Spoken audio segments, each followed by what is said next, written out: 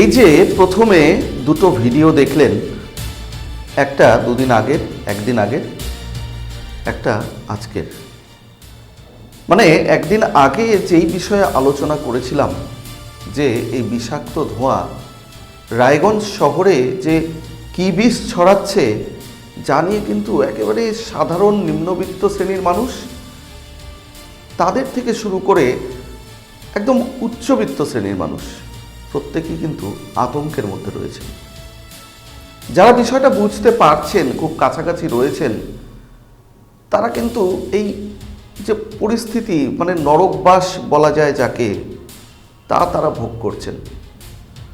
অন্যদিকে যারা ধরুন একটু সমাজের উচ্চ স্তরে রয়েছেন, তারা বিষয়টা বুঝতে পারছেন এবং তারাও যে ভেতরে এই গ্যাসটাকে নিয়ে নিচ্ছেন সাধারণ মানুষ, সেটা তারা বুঝতে পেরে একদিকে যেমন আতঙ্কিত হচ্ছেন, অন্যদিকে কিন্তু হতাশ হচ্ছেন।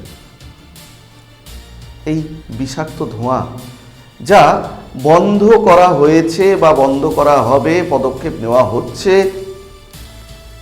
এমনকি পদক্ষেপ নেওয়া হয়েছে, এই ধরনের কথা কিন্তু বলা হয়েছিল পুরো প্রশাসনের তরফে। কিন্তু এই ডাম্পিং গ্রাউন্ড আজও জ্বলছে। জানেন তো, এই ডাম্পিং গ্রাউন্ডের যে কাহিনী, সেই ডাম্পিং গ্রাউন্ডের কাহিনীর সঙ্গে একটা মস্ত বড় সত্যি লুকিয়ে রয়েছে। কি বলুন তো সেই সত্যি? পরিবেশ বান্ধব অনেক উদ্যোগ নিয়েছে রায়গঞ্জ পুরসভা, এমনকি যার মধ্যে অতি উল্লেখযোগ্য বলা যায় যে দেহ সৎকারের জন্য ইলেকট্রিক চুল্লির ব্যবস্থা করা হয়েছে বন্দর শ্মশানে। মানে পরিবেশ বান্ধব শ্মশান পেয়েছে রায়গঞ্জ, যেখানে দেহ সৎকার করা হলে বা পোড়ানো হলে সেই ক্ষেত্রে যে নির্গত যে ধোঁয়া, আগে যেটা কাঠের চুল্লিতে দেহ সৎকার করা হতো, তার নির্গত যে কার্বন বা কার্বন মনোক্সাইড বা আরও অনেক যে গ্যাস বেরোতো বা ধোঁয়া বেরোতো, সেগুলোতে পরিবেশের ক্ষতি হতো, মানুষের বা অন্যান্য পশু পাখি তাদেরও হয়তো ক্ষতি হতো। আর সেই কারণে পুরসভা যে উদ্যোগ নিয়েছে এই ইলেকট্রিক চুল্লি, তাকে সাধারণ মানুষ সাধুবাদ জানিয়েছে। কিন্তু এই যে মানুষের দেহ পুড়লে যা গ্যাস তৈরি হয় বা যা ধোঁয়া তৈরি হয়, তার থেকে কয়েক শতগুণ বললেও ভুল বলা হবে, শত শত কোটি কোটি গুণ ধোঁয়া, বিষাক্ত ধোঁয়া নির্গত হচ্ছে এই ইলেকট্রিক চুল্লিরই ঠিক অদূরে, মানে ঠিক পাশেই এই ডাম্পিং গ্রাউন্ডের আগুনের ধোঁয়া থেকে। একবার ভাবুন, একদিকে শরীরকে ভালো রাখার জন্য আমরা পদক্ষেপ নিচ্ছি, সমাজকে, পরিবেশকে ভালো রাখার জন্য পদক্ষেপ নিচ্ছি, অন্যদিকে এমন একটা পরিস্থিতি, এমন একটা ডাম্পিং গ্রাউন্ডের এই যে বিষাক্ত ধোঁয়ার পরিস্থিতি, তাতে পরিবেশের যে কী হাল হচ্ছে সেটা পরিবেশবিদরা বুঝছেন। এমনকি বুঝছেন যারা একেবারে ওই এলাকার বাসিন্দা, বা এই যে বললাম, হাওয়া তো আর আটকে রাখা যায় না, পশ্চিমের হাওয়া পূর্ব দিকে যাবে না দক্ষিণের হাওয়া উত্তর দিকে যাবে। হ্যাঁ, ভোটের হাওয়া এদিক ওদিক হতে পারে, সেটাও যেমন বোঝা যায় না, ঠিক তেমনি আসল যে সত্যিকারের হাওয়া, সেই হাওয়া যে কোন দিকে যাবে কেউ তো আটকে রাখতে পারবে না সেই হাওয়াকে। তো সুতরাং এই ভৌগোলিকগতভাবে যদি একটু বোঝানোর চেষ্টা করি, বন্দর শ্মশান সংলগ্ন যে ডাম্পিং গ্রাউন্ড, যা 22 নম্বর 27 নম্বর ওয়ার্ডের একদম সংযোগ স্থলে, কুলিক নদীর ঠিক ধারে, সেই এলাকা থেকে ধোঁয়া যে বেরোচ্ছে, ধোঁয়া কিন্তু সরাসরি একেবারে ফাঁকা, মানে রাস্তা পেয়ে যাচ্ছে, কোথাও বাধা নেই, বলতে গেলে কোনো বাধা নেই, একেবারে প্রকৃতির মাঝ বরাবর, মানে সবুজ বনানীর মধ্য দিয়ে সোজা পৌঁছে যাচ্ছে দেবীনগর কালীবাড়ির সংলগ্ন যে একটা কালভার্ট রয়েছে, যে একটা ব্রিজ বলা যায়, সেই ব্রিজ ক্রস করে কিন্তু সে চলে যাচ্ছে একেবারে বীরনগর, যেখানে পুরো প্রশাসকের ওয়ার্ড। সেই ওয়ার্ডের বাসিন্দারা, তারা রীতিমতো আতঙ্কের মধ্যে রয়েছে। তারাও সেই ধোঁয়ার গন্ধ পাচ্ছেন, প্রতিনিয়তই এ নিয়ে অনেক প্রতিবাদ, অনেক কিছু শোনা যাচ্ছে। আর কারা পাচ্ছেন? যারা ওই রাস্তা দিয়ে চলাফেরা করেন। একজনের সাথে কথা হলো, তিনি আচমকা বললেন, এর আগের দিনের এপিসোড তিনি দেখেছিলেন, তার সাথে কথা হলো, তিনি বললেন যে দুদিন আগে বা কয়েকদিন আগেও তিনি ওই রাস্তা দিয়ে যাতায়াত করেন। তিনি রায়গঞ্জের মিলনপাড়ার বাসিন্দা। তিনি বলছেন যে এই এপিসোডটা না দেখলেই, সত্যান্বেষীর এই আগের দিনের পর্বটা না দেখলে তিনি জানতেই পারতেন না যে ধোঁয়ার উৎসটা কোথায়। এখন শীত শেষ, শীতের মরশুম আর নেই বললেই চলে, সুতরাং ঘন কুয়াশার আর কোনো কারণ থাকতে পারে না। কিন্তু এই যে ছবিটা দেখতে পাচ্ছেন, আগের দিন আমরা যেই ছবি দেখিয়েছি, এই ঘন কুয়াশার কারণ কিন্তু কুয়াশা নয়, এটা কিন্তু ধোঁয়াশা। হালকা হয়তো রাত্রি 11টার পর বা 10:30টার পর হালকা কুয়াশা পড়তে পারে ফাঁকা এলাকায়, তার সঙ্গে এই বিষাক্ত ধোঁয়া মিশে যে বিষাক্ত ধোঁয়াশা তৈরি করছে তা অনেকেই জানতেন না। সত্যান্বেষীর আগের দিনের পর্ব দেখে অনেকে জেনেছেন এবং তারাও রীতিমতো একটা টেনশনের মধ্যে রয়েছেন যে আমরাও তো ওই এলাকা দিয়ে যাতায়াত করি, আর হাওয়া তো আটকে রাখা যায় না, সুতরাং স্বাভাবিকভাবেই সেই বন্দর শ্মশানঘাট সংলগ্ন এলাকার যে ধোঁয়া, ডাম্পিং গ্রাউন্ডের যে ধোঁয়া, তা তো মিলনপাড়াতেও আসছে, সুদর্শনপুরেও যাচ্ছে, এমনকি তা তো বড়ুয়া গ্রাম পঞ্চায়েত এলাকাতেও যাচ্ছে। শুধু তাই নয়, সেটা কসবার দিকেও যেতে পারে, সেটা তো মারাইপুরা গ্রাম পঞ্চায়েতের দিকেও যেতে পারে। ধোঁয়াকে তো আর আটকে রাখা যাচ্ছে না। তাহলে বলুন তো, এই বিষাক্ত ধোঁয়া আমাদের ভাবতে বাধ্য করছে, এর থেকে বাঁচার উপায় কি কি রয়েছে।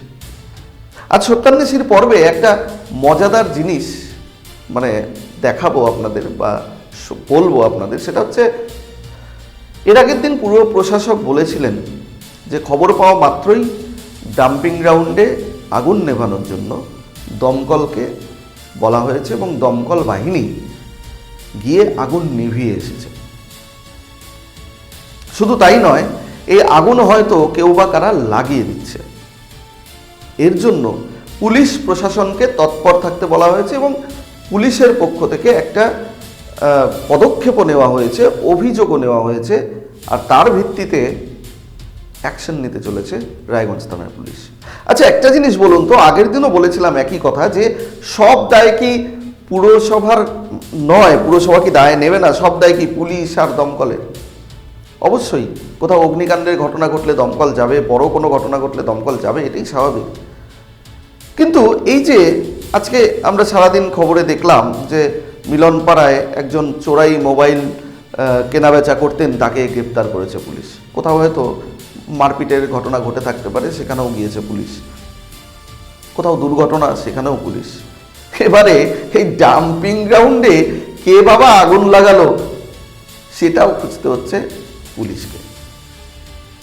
সামনে নির্বাচনের আগে পুলিশের যে একটা বড় চাপ, সমস্ত বিষয়টাকে সামলে রাখার যে একটা পুলিশের ওপরে মস্ত চাপ, সেটা আমরা প্রত্যেকেই জানি এবং আমরা সেটা অনুভবও করি। এখন নতুন করে পুরসভা পুলিশের ওপরে দায়িত্ব দিয়ে দিচ্ছে যে বাবা তুমি গিয়ে সেখানে ডাম্পিং গ্রাউন্ডে কে আগুন ধরাচ্ছে সেই দুষ্কৃতীকে ধরো বা চোরকে ধরো। অবশ্যই প্রশাসনের দ্বারস্থ আমরা সবাই হতে পারি, পুরসভাও সেটা হয়েছে। কিন্তু আগের দিন যে উনি বলেছিলেন এই যে দমকলের কথাটা, আগুন নেভানো হয়েছে, তারপরেও কেন আগুন জ্বলছে? আগুন না, ক্ষমা করবেন, ধোঁয়া দেখা যাচ্ছে। ধোঁয়া মানেই তো আগুনের উৎস কোথাও না কোথাও আছে। তাহলে রায়গঞ্জ পুরসভায় এতজন কর্মী রয়েছেন, এতজন লোক রয়েছেন, এলাকায় এলাকায় কোঅর্ডিনেটররা রয়েছেন, কেউ তাহলে কি ওই বাঁধ বরাবর যাতায়াত করেন না? এই এলাকাটা কি একেবারেই অবহেলায় পড়ে রয়েছে? নদীতে তো দূষণ ছড়িয়েছে এবং পাশাপাশি এই যে এলাকার বাসিন্দারা, তাদের তো একটা নরকবাসে পরিণত হয়েছে। কিন্তু আপনারা হয়তো বলবেন যে এই পুরসভা এর আগেও বলেছে, তাই জন্য বলছি যে যারা ওই বাঁধের এলাকায় থাকেন তারা কেউ ওখানকার স্থায়ী বাসিন্দা নয়, পরবর্তীতে তারা এসেছেন, আগে কোথা থেকে এসেছেন, পরে এসে ডাম্পিং গ্রাউন্ড হওয়ার পরে তারা এসে সেখানে বসবাস শুরু করেছেন। ধরে নিলাম মানুষ তো, তারাই তো ভোটার, তাদের মধ্যে তো অনেকে ভোটার, ভোট চাওয়ার সময় তো নেতাবাবুরা যাচ্ছেন, তখন মনে হচ্ছে না যে এরা অন্য জায়গা থেকে এসে এখানে পরবর্তীতে বসবাস করছে? আজকে তাদের কথা ভাবা হচ্ছে না। আচ্ছা, ছাড়ুন তাদের কথা। এই যে দেবীনগর, বীরনগর, পশ্চিম বীরনগর, 22 নম্বর ওয়ার্ড, 23 নম্বর ওয়ার্ড, 24 নম্বর ওয়ার্ড, 27 নম্বর ওয়ার্ড বা 26 নম্বরের একটা অংশ বা পাশের যে ওয়ার্ডগুলো আছে, পাশের এলাকাগুলো আছে, বন্দর, কলেজপাড়া, এই সমস্ত জায়গাগুলোতে বা আরেকটু দূরে যারা রয়েছেন সেই এলাকায় তো বাইরে থেকে আচমকা এসে কেউ বসবাস করেনি। তাহলে এই হাওয়ার শ্বাস প্রশ্বাস তারা কেন নেবে? এই বিষাক্ত ধোঁয়া কেন তারা ইনহেল করবে? কিছু বলার কি আছে? আশা করি আপনারা সবাই আমার সঙ্গে একমত, কারণ এই প্রশ্ন সাধারণ মানুষের। আমি সত্যান্বেষী, সত্য খুঁজে বের করার আমার দায়িত্ব, সত্য খুঁজে বের করাই আমার দায়িত্ব, কিন্তু কারোর পেছনে লাগার আমার উদ্দেশ্য না, কেউ আমার শত্রু না। আমার যেটা সমস্যা, আপনার যেটা সমস্যা, মানুষের যেটা সমস্যা, সেই সমস্যা তুলে ধরছি। বাবু, আপনারা সমাধানের চেষ্টা করুন। এই যে ধোঁয়ায় যে বিষাক্ত গ্যাস ছড়াচ্ছে, এই গ্যাস থেকে, এই ধোঁয়া থেকে যে কত রকমের অসুখ হতে পারে তা কিন্তু আগের দিন জানিয়েছিলেন আমাদের বিশেষজ্ঞরা, চিকিৎসক, অধ্যাপক বা গবেষক, তারা প্রত্যেকেই বলেছেন। কিন্তু এই ধোঁয়া, এই ডাম্পিং গ্রাউন্ডের ধোঁয়া, তা কেন বন্ধ করা যাচ্ছে না? এই বিষাক্ত গ্যাস, এর থেকে মুক্তি কবে মিলবে? এই প্রশ্ন কিন্তু আমরা আবারও রাখছি আপনাদের সামনে, প্রশাসনের সামনে। তবে এর আগের দিন পুরো প্রশাসক সন্দীপবাবু ঠিক কি বলেছিলেন একবার দেখুন।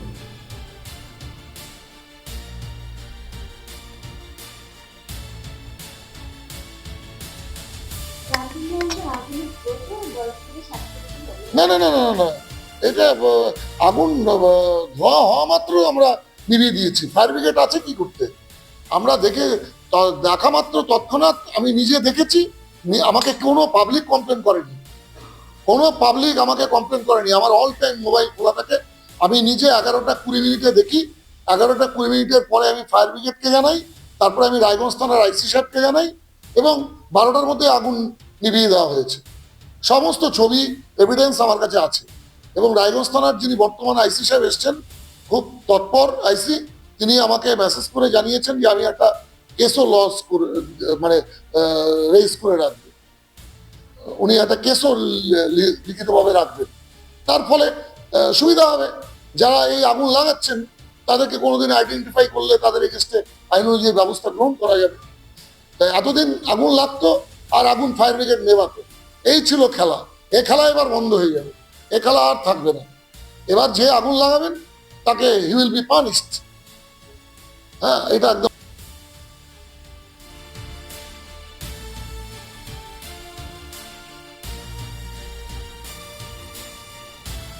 মানে যে বা যারা আগুন লাগাবে তাদের বিরুদ্ধে কড়া ব্যবস্থা নিতে চলেছে পুরসভা। কে বা কারা আগুন লাগিয়েছে আমরা তো সেটা জানি না। বলা হলো যে দমকলকে তৎপর থাকতে বলা হয়েছে এবং দমকলকে জানানোর পরে আগুন নেভানো হয়েছে। হয়তো সেদিনের মতো বুঝে গিয়েছিল বা নিভেও গিয়েছিল, কিন্তু তারপরেও কেন এই ধোঁয়া বেরোচ্ছে, কেন আগুন আবারও হয়তো লাগানো হচ্ছে যদি প্রশাসকের কথা মিলেনি? তাহলে কি করছেন পুরসভার কোঅর্ডিনেটররা, তথাকথিত কোঅর্ডিনেটররা, বা তাদের অধীনে যারা কর্মীরা রয়েছেন? রায়গঞ্জ পুরসভায় তো অনেক কর্মীরা রয়েছেন, তারা কেন কেউ কিছু বলছেন না? পুরো প্রশাসক অস্বীকার করতে পারবেন না। আমরা যারা সংবাদ মাধ্যমের কর্মীরা রয়েছি, আমরা যদি কোনো বিষয়, একটা তার ছিঁড়ে পড়ে থাকা থেকে শুরু করে একটা সমস্যা, রাস্তাঘাটে যে কোনো কিছু শুরু করে আমরা যদি তাকে জানাই, উনি তৎক্ষণাৎ ব্যবস্থা নেন, এটা সত্যি, অস্বীকারের জায়গা নেই। কিন্তু ওনাকে আমরা জানাই, তাহলে ওনার যারা বেতনভুক্ত কর্মীরা রয়েছেন, যাদের এটা দায়িত্ব, তারা কি আলাদা করে দায়িত্ব নিতে চাইছেন না, না পারছেন না, নাকি উনি দায়িত্ব নিতে রাজি হচ্ছেন না, নাকি এখানে ভেতরে কোথাও কোনো কিছু একটা কেমিক্যাল রিয়াকশন রয়েছে, অন্য কিছু রয়েছে? তবে যাই হোক, এটা নিয়ে তো অনেক জল ঘোলা, অনেক কিছু হয়েছে, অনেক অনেকে অনেক কিছু বলেছেন। তো সাধারণ মানুষ তারা কিন্তু সত্যান্বেষীকে বাহবা দিয়েছে। তারা বলছেন যে এই যে বিষয়টা তুলে ধরা হয়েছে তা আমাদেরকে ভাবতে বাধ্য করছে, এবং রায়গঞ্জ প্রশাসনের কাছে, পুরসভার কাছে প্রত্যেকেই এই বিষয়ে অ্যাপিল করবেন বলেও জানিয়েছেন, আবেদন করবেন এই বলে যে এই বিষয়ে দ্রুত পদক্ষেপ নেওয়া হোক, না হলে পরিবেশের কিন্তু একটা বাজে পরিস্থিতি তৈরি হবে। যারা শিশুরা রয়েছে, যারা বয়স্করা রয়েছে, তাদের কতটা কষ্টকর বলুন তো। ওই বাঁধের ধারে, ওই ডাম্পিং গ্রাউন্ডের আশেপাশে যারা রয়েছে, সেখানেও তো বয়স্ক মানুষ রয়েছে, সেখানেও তো ছোট ছোট বাচ্চারা খেলাধুলো করছে, তারা ইনহেল করছে, তারা তো মানুষ, অন্য কিছু নয়। তাদের কথা কি ভাববেন না প্রশাসক বাবুরা? আচ্ছা, যাই হোক, এবারে ওই এলাকার একজন বাসিন্দা, তার বক্তব্য একটু শোনাই। তিনি বলছেন কতদিন ধরে, কিভাবে, কখন কি চলছে দেখুন একবার ওই এলাকার স্থানীয় বাসিন্দা কি বললেন।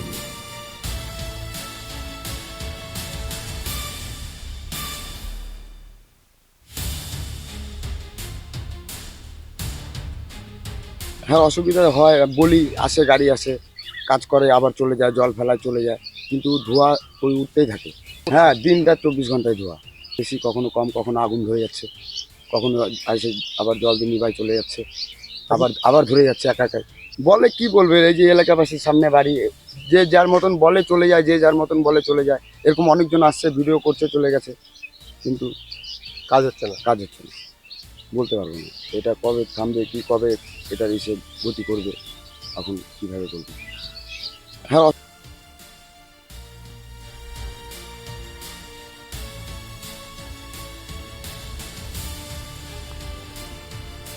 এই যে স্থানীয় বাসিন্দা, তিনি যেমনটা বললেন যে কিভাবে কিভাবে তারা বিষয়টিকে দেখছেন, তাদের সমস্যার কথা তিনি বললেন।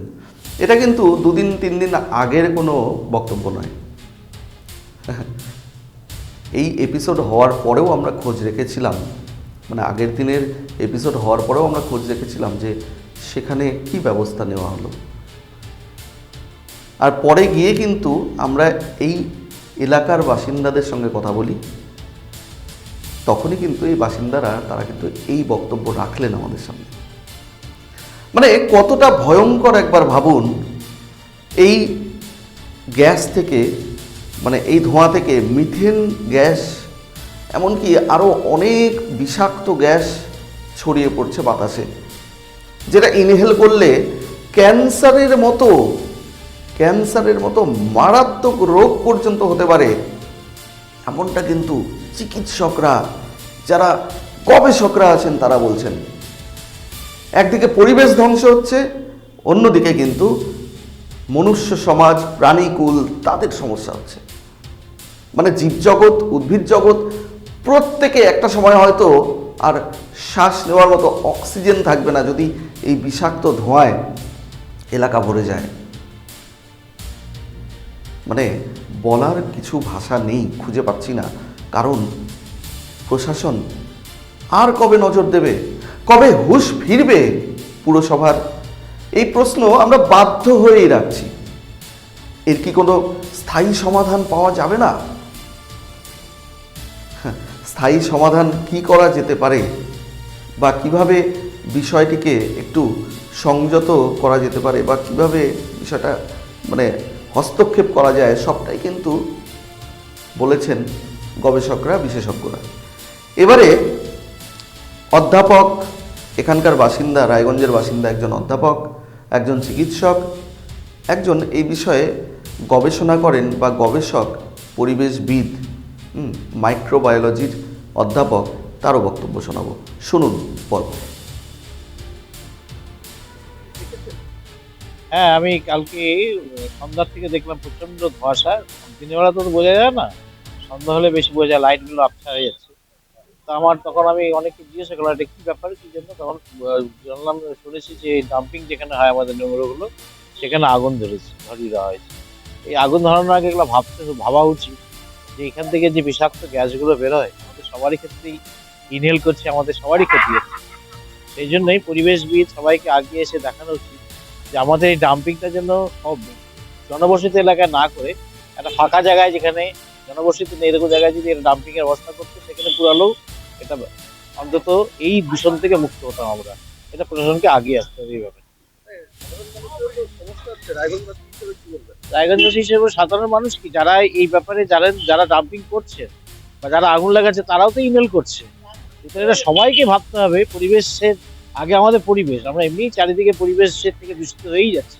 এটা যেহেতু কৃত্রিম উপায়, এটা আমরা নিজেরা রক্ষা করতে পারবো, এটা ভাবা উচিত প্রশাসন। বলছে যে আগুন লাগিয়ে দেওয়া হচ্ছে, তারা থানায় যায়। না, সেটা তো প্রশাসনিক লাগিয়ে দেওয়া হচ্ছে, এটা তো তাদের বের করতে হবে কারা লাগিয়ে দিচ্ছে। এটা ঠিক নয়, যেখানে এত লোক বসবাস করে লোকালয়ে ডাম্পিংটা একটু লোকালয় থেকে একটু দূরে করা উচিত। বিষয়টিকে এটাও ভাবতে হবে। এটা শুনলাম, কিন্তু এই ধোঁয়া থেকে যেটা হয় লাংসের ব্যাপক ক্ষতি হতে পারে। যে কোনো ধোঁয়া, এটা তো এভাবে তৈরি হওয়া উচিত নয়। আর যেটা আবর্জনা আগুন দিয়ে পোড়ানোটা বৈজ্ঞানিক নিয়মও নয়। তার জন্য বিধিবদ্ধ ব্যবস্থা আছে, সেগুলোই করা উচিত। এতে শরীরের ক্ষতি হবে, চোখের ক্ষতি, লাংসের ক্ষতি, এগুলো হতে পারে। যাদের শ্বাসকষ্টের সমস্যা আছে তাদের বেড়ে যাবে, শিশুদের হচ্ছে সর্দি কাশি, এগুলো বেড়ে যেতে পারে, এই সমস্যাগুলো হতে পারে। দেখুন, এখান থেকে hydrogen sulphide, sulphur dioxide, carbon monoxide, methane এরকমের গ্যাস বেরোতে পারে, যেটা আপনার ব্রঙ্কাইটিস, দেন ধরুন কি বলবো, ব্রঙ্কাইটিস হতে পারে, ওখান থেকে আপনার লাং ক্যান্সার হতে পারে, বিভিন্ন চোখে ইরিটেশন হতে পারে, এইসব বিভিন্ন ব্যাপার হতে পারে। হ্যাঁ, এটা প্রপার ওয়েতে যদি জ্বালাতে তাহলে ভালো হয় আমার মনে হয়। নাহলে বাইরে বেরোতে হলে মাস্ক পরে বেরোতে হবে। যদি আমার AQI ইন্ডেক্স, এটা মেজার করে বেরোতে হবে। অনেক অ্যাপস আছে, যে অ্যাপসের মধ্যে আমরা AQI ইন্ডেক্স দেখতে পারি। ওই অ্যাপ থেকে AQI ইন্ডেক্স দেখে আপনাকে নিজের রুটিন রিশেডিউল করতে হতে পারে, পরিবেশন অনেকটাই বন্ধ করে। অনেক পার্টিকুলার মেটেরিয়াল থাকে 2.5 বা পার্টিকুলার মেটেরিয়াল 10, যারা ডিরেক্টলি লাংস থেকে ব্লাড স্ট্রিমে চলে আসে। এটা কিন্তু আরো বেশি ভয়াবহ হতে পারে। বলবো যদি এরকম দূষণ হয়ে থাকে, পলিউশন যদি চারদিকে ছড়িয়ে যায়, আমাদেরকে মাস্ক পরে বেরোনো উচিত। আমরা একটু ভালো যদি কাউকে, যারা মানে এনভায়রনমেন্টালিস্ট আছে, তাদের সঙ্গে পরামর্শ করে কিভাবে এটাকে আরো বেশি প্রপার ওয়েতে জ্বালাতে পারে বা কোথায় জ্বালালে ভালো হয়, এটা মনে যদি একটু ওনারা যদি একটু কনসাল্ট করে, আমার মনে হয় বেশি ভালো হয়।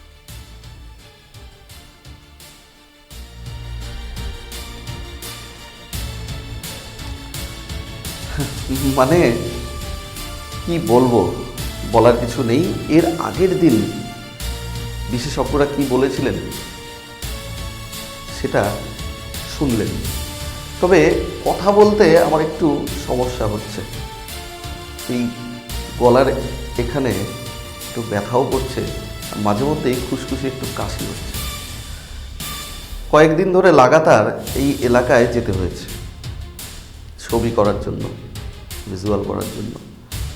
তো এখন কিন্তু আমারও একটা টেনশন হচ্ছে যে কোনোভাবে এই ধোঁয়ার কারণেই কিছু হলো না তো। তবে হয়ে থাকতে পারে এই ওয়েদার যেহেতু চেঞ্জ হচ্ছে সে কারণে কোনো সমস্যা।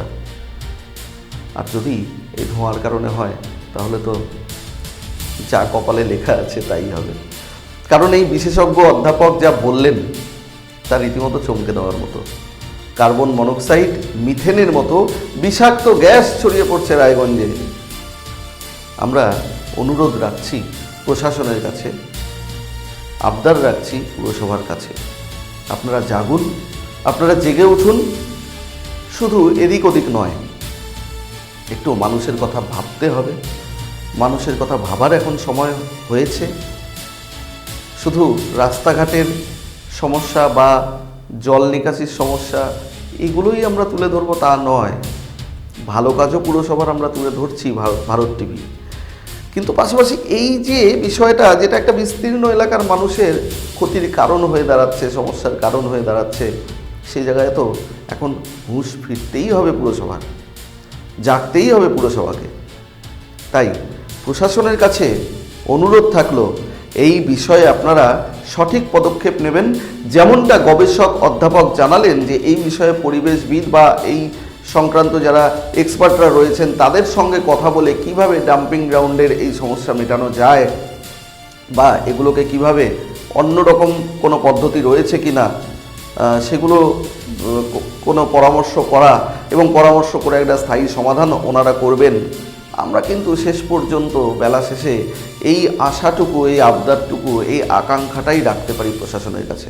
এখন আগামীতে প্রশাসনিক কোনো পদক্ষেপ হয় কিনা সেদিকে কিন্তু আমাদের প্রত্যেকের নজর থাকবে। এই ডাম্পিং গ্রাউন্ডের কাহিনী আপাতত এখানে শেষ করছি, জানি না হয়তো আগামীকালও আমরা খোঁজ নেব যে এরকম কোনো ঘটনা ঘটছে কিনা। ততক্ষণ সঙ্গে থাকুন, দেখতে থাকুন ভারত টিভি, প্রতিদিন প্রতিক্ষণ মানুষের পাশে।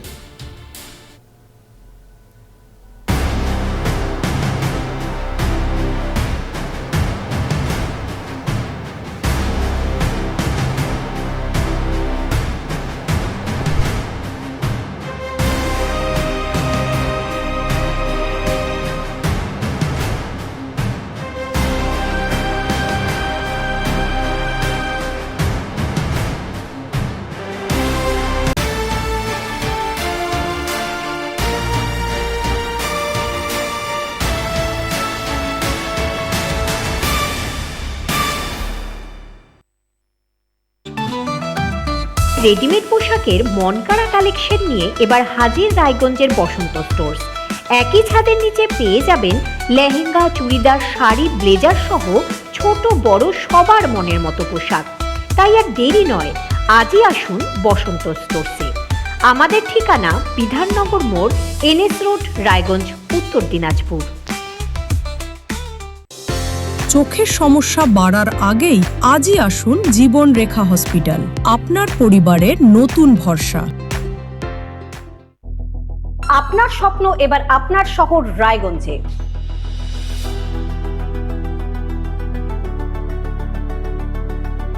এবারে শক্তিশালী পালসার N160 আপনাদের স্বপ্ন পূরণের জন্য প্রস্তুত। সবচেয়ে কম দামে এবং আকর্ষণীয় ছাড়ে পেয়ে যাবেন আপনার স্বপ্নের বাইকটি। মাত্র 5,999 টাকা ডাউন পেমেন্টে করুন আপনার স্বপ্ন পূরণ। এছাড়াও থাকছে 6,000 টাকা পর্যন্ত ডিসকাউন্ট এবং 10 বছরের ওয়ারেন্টি ও 2 বছর ফ্রি সার্ভিসের সুবিধা। সাথে থাকছে আরও অতিরিক্ত সেভিংসের সুযোগ। তাই আজই আসুন বাজাজ হুইলসে। আমাদের ঠিকানা পূর্ব অশোকপল্লী, পুরনো জাতীয় সড়কের পাশে, রায়গঞ্জ, উত্তর দিনাজপুর। গ্রসারি থেকে কসমেটিক্স,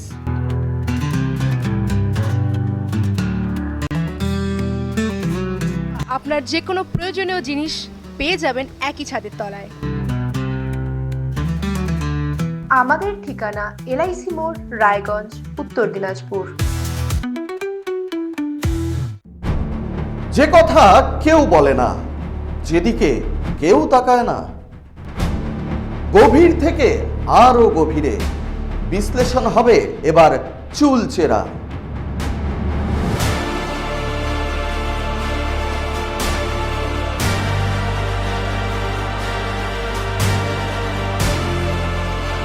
কারোর দাবেদারি নয়। আমি সত্যান্বেষী, আমার সঙ্গে থাকুন প্রতিদিন রাত 8টায় শুধুমাত্র ভারত টিভিতে।